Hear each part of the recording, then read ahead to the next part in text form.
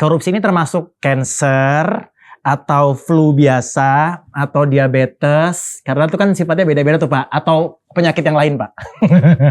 Ini biar enak gitu omongannya. Ya mungkin yang paling bisa menggambarkan korupsi itu mungkin penyakit kejiwaan kali Pak. Benar. Pak, jadi, saya ngomong ya Pak Agus yang ngomong ya. Iya, jadi begini.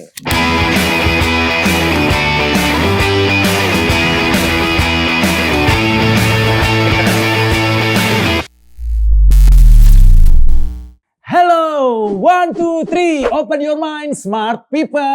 Lah, akrab kan sama tagline ini? Betul, tapi kebetulan saya ada rambutnya jadi beda podcast ya pemirsa. Dan smartnya juga beda. Kalau di sini smartnya itu kepanjangan dari siap mengawal aktif rencana aksi Stranas. Cakep, gitu.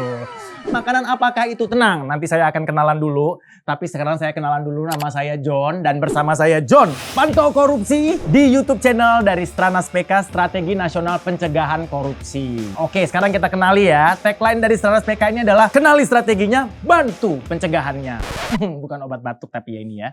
Memang bacanya harus kayak obat batuk gitu netizen. Oke, Strategi Nasional Pencegahan Korupsi ini adalah arah kebijakan nasional yang memuat fokus dan sasaran pencegahan korupsi yang digunakan sebagai acuan kementerian atau lembaga atau pemerintah daerah dan pemangku kepentingan lainnya dalam melaksanakan aksi pencegahan korupsi di negara kita. Ini tuh sesuai dengan Perpres nomor 54 tahun 2018 yang menjadi landasan hukum yang kuat bagi Stranas PK dalam menjalankan berbagai program dan inisiatif pencegahan korupsi yang lebih terintegrasi. Pokoknya begitulah ya bahasa hukumnya ya. Pokoknya singkatnya atau simpelnya adalah Stranas PK ini mengkoordinasi program-program atau inisiatif-inisiatif pada kementerian, lembaga, pemerintah daerah dalam rangka pencegahan korupsi di negara ini. Gitulah ya pokoknya gampangnya. Cakep kan? Cakep. Dan Stranas PK ini dimotori oleh 5 kementerian lembaga. Yang pertama adalah tentu saja KPK sebagai koordinator timnasnya. Kemudian Kementerian Dalam Negeri, ada juga Kementerian Perencanaan Pembangunan Nasional atau Bappenas, Kemenpan RB dan Kantor Staf Presiden. Ya, itu kenalan awal dari Stranas PK atau Strategi Nasional Pencegahan Korupsi. Mudah-mudahan setelah ini kita makin sayang ya netizen. Karena kan udah kenal ya. Nah, kalau tidak kenal maka tidak sayang, maka saya akan memanggil bintang tamu di episode perdana ini. Seorang yang kita sayangi bersama, ya pimpinan KPK yang baru, yang luar biasa banget backgroundnya. Ini dia Bapak Agus Joko Pramono. Pak, saya salaman dulu Pak, ya ampun. Terima kasih banyak Bapak sudah bersedia hadir di tengah kesibukan yang luar biasa saya tahu ya. Bahkan kesini aja pemirsa itu banyak banget halangannya karena dicegat oleh wartawan-wartawan. Tapi namanya beliau menyediakan dirinya untuk melayani masyarakat. Akhirnya bertemu muka juga. Pak, terima kasih dan selamat untuk pemilihan sebagai pimpinan KPK. Menurut Bapak ini beban atau enggak Pak? Sebagai pimpinan KPK ini pertanyaan yang ringan banget ya. Sebelum kita masuk ke pertanyaan-pertanyaan lain yang saya kepo banget nih Pak. Nah. Makasih Mas John. Ya. Ya, saya rasa ini adalah bagian dari perjalanan. Sebelumnya saya di Badan Pemeriksa Keuangan. Oke. Sebagai pimpinan juga. Saya wakil ketua BPK. Kemudian setelah menyelesaikan tugas saya di sana tahun 2023, saya pindah ke sini. Saya rasa itu bagian dari proses. Nih, tadi tuh saya deg-degan juga loh Pak, pas saya tahu. Dari kemarin sebenarnya guys ya, saya tahu bahwa narasumbernya adalah Bapak Agus gitu. Pak Agus ini, jadi saya manggilnya apa ya Pak? Supaya enak nih Pak. Karena banyak orang yang bilang Pak AJP katanya gitu. Ada yang Pak Agus, apa mau Pak Joko atau Pak siapa Pak? Ini sambil kenalan kita ya Pak. AJP lebih ya. AJP aja ya Pak ya, karena komplit tapi simpel nyebutnya ya. Oh iya ya, sekarang lagi musim ya pemirsa ya. Kita menyebutnya dengan singkatan tapi oke. Pak AJP nih Pak. Kan ini pertanyaan kita masuk langsung ya Pak ya. Masalah korupsi karena kebetulan kan Bapak adalah pimpinan KPK yang terbaru gitu. Nah, KPK ini kan sudah terbentuk seingat saya kayak lebih dari 2 dekade bukan ya Pak ya. Karena Desember kemarin kita baru berulang tahun atau anniversary itu 20 sekian ya, 20 berapa gitu. Nah, kok pertanyaan yang paling simpel yang ada di pikiran saya adalah kok korupsinya nggak habis-habis ya Pak? Koruptornya kok nggak habis-habis stoknya gitu Pak? Sudah 22 tahun apa 20 lebih tahun KPK berdiri, ini kok masih ada aja koruptornya? Apakah kita mengais-ngais di tempat-tempat yang tersembunyi sekarang atau gimana Pak? Begini ya, korupsi itu kan adalah salah satu akar permasalahan utama dari banyak negara di dunia. Terutama yang sedang melakukan perbaikan dan perkembangan ke yang lebih modern. Seperti itu. Nah, mengapa? Karena sedang melakukan perubahan transformasional dalam konteks sistem, administrasi, modeling, dan sebagainya untuk ke arah yang lebih baik. Biasanya pada saat inilah, pada saat timing-timing beginilah, banyak yang menunggangi. Sehingga sistem tadi belum terlalu valid untuk dapat mencegah, mengedukasi, dan memberantas dalam konteks korupsi. Karena dalam setiap pergeseran itu tentu ada pihak-pihak tertentu yang berusaha untuk mengambil keuntungan untuk kelompok ataupun personalnya. Untuk itulah makanya dalam taraf negara-negara berkembang itu akan sangat sulit sekali dan perlu dilakukan tindakan revolusioner yang cukup untuk secara masif, secara nasional mengubah cara pandang bagaimana bisnis proses bernegara ini. Dan itu saya rasa pemerintah sudah mengawali dari tahun-tahun awal pendirian KPK ini. Salah satunya adalah pendirian KPK ini. Itu ada suatu pendekatan revolusioner dalam proses. Lalu mengapa setelah 20 sekian tahun berdirinya KPK, korupsinya tetap berjalan? Nah, yang namanya sistem hukum, nah dalam hal proses pergeseran ini saling tumpang tindih antara sistem hukum dan tata cara kerjanya, maka dapat saja hukum itu terkooptasi. Dan korupsi kan bukan dilakukan oleh kelas tidak terpelajar ya.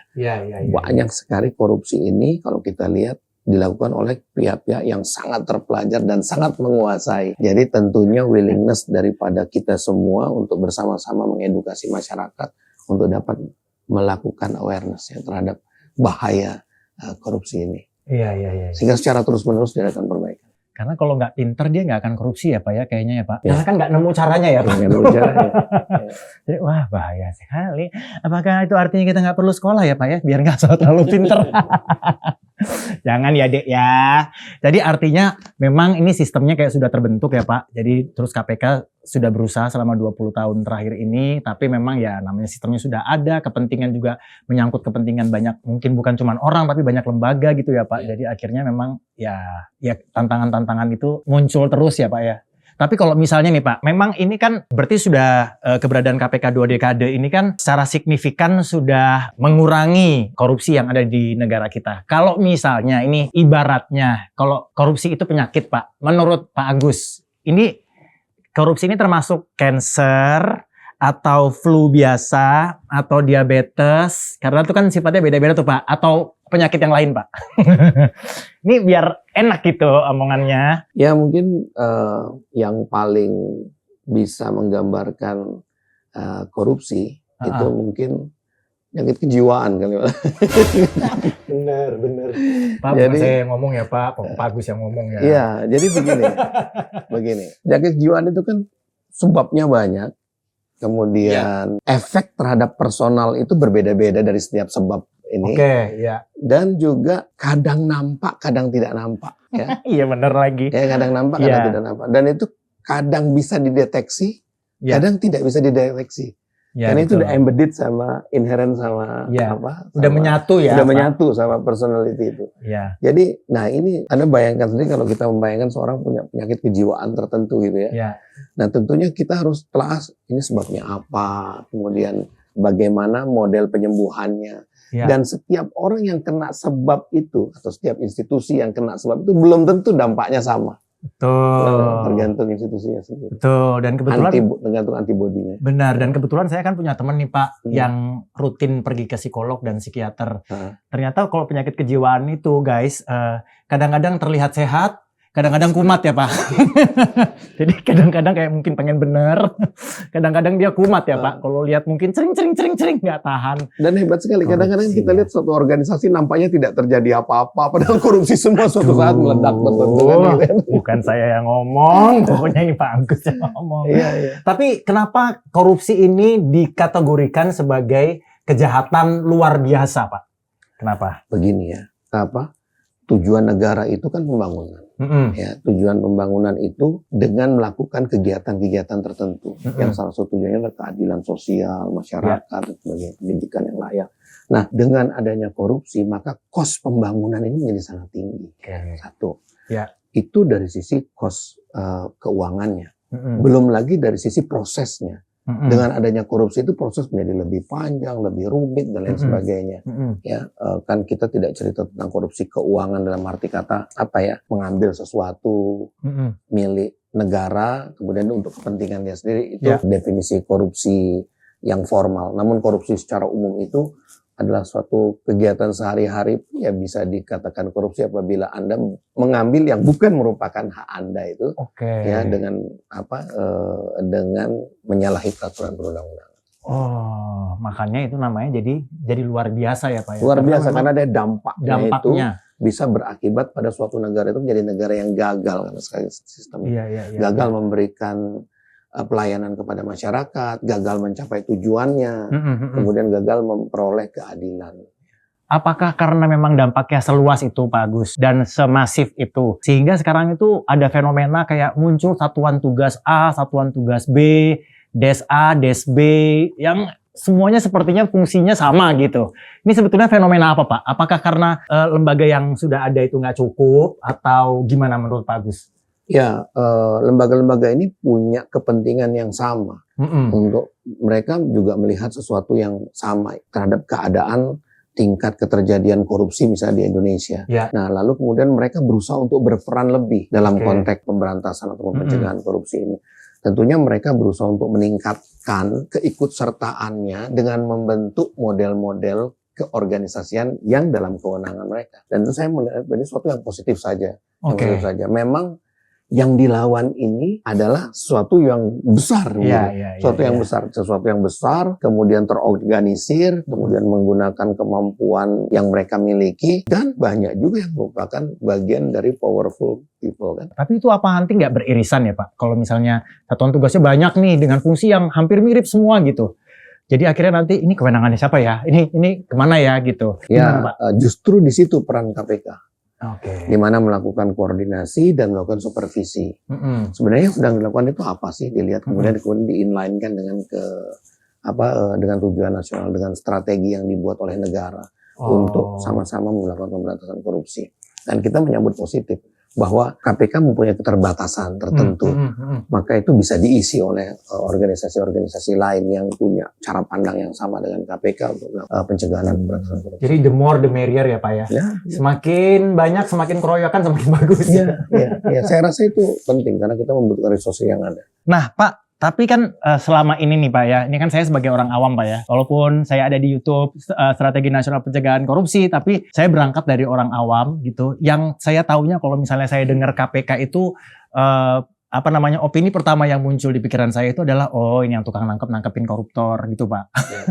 Jadi kayak tugasnya itu pengetahuan saya itu cuma nangkepin koruptor gitu. Tapi selama koruptor ini yang ditangkap dan sudah banyak beritanya yang juga terpublish dan ramai dibicarakan di masyarakat sampai hari ini gitu Pak. Tapi kok setelah lihat kok kayaknya indeks prestasi korupsi kita itu kayak nggak berubah-berubah bahkan nggak meningkat malah kadang menurun gitu Pak. Jadi ini tuh gimana ya Pak ya? Apakah memang tugasnya KPK hanya itu atau gimana supaya si indeks kita nih IPK kita kalau kuliah gitu Pak makin bagus gitu?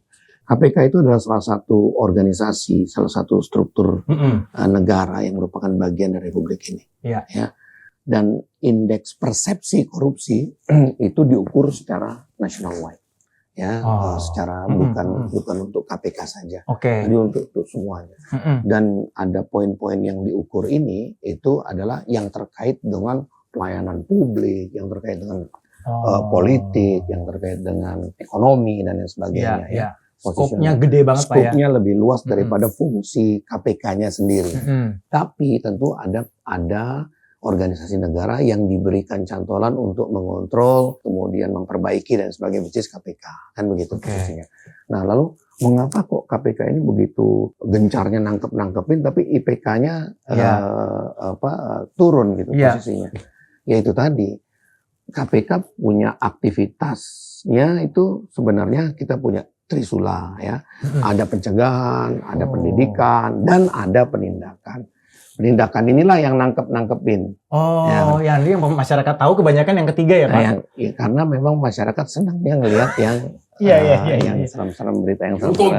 Dihukum di ini dan posisinya. Padahal ada dua hal, ada pendidikan dan ada pencegahan yang menjadi fokus. Dan menurut saya, secara jangka panjang, tingkat keberhasilan daripada pemberantasan korupsi ini, ya secara keseluruhan, itu ada di dua titik ini, bukan ada di titik ini. Oh, justru di yang depan Pak ya? Ya, justru di penindakan ini merupakan gambaran periode lalu.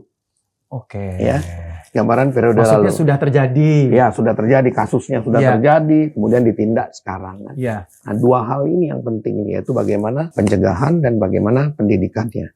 Nah, inilah yang dibuat pemikiran bersama untuk jadikan strategi nasional dalam pemberantasan pencegahan korupsi. Oh, itu juga lah mungkin strategi nasional pencegahan korupsi ini ada jadinya Pak. Ada ya. Jadi sebetulnya lebih pentingan yang dua ini Pak, menurut Pak Agus, daripada yang ketiga itu, penindakan gitu.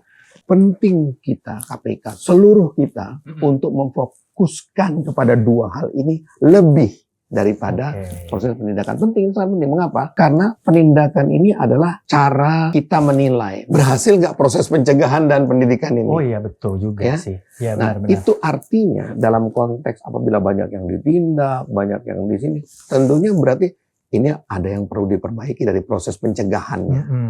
Sebenarnya kami punya banyak modeling ya. Ini saya jelaskan sedikit ya.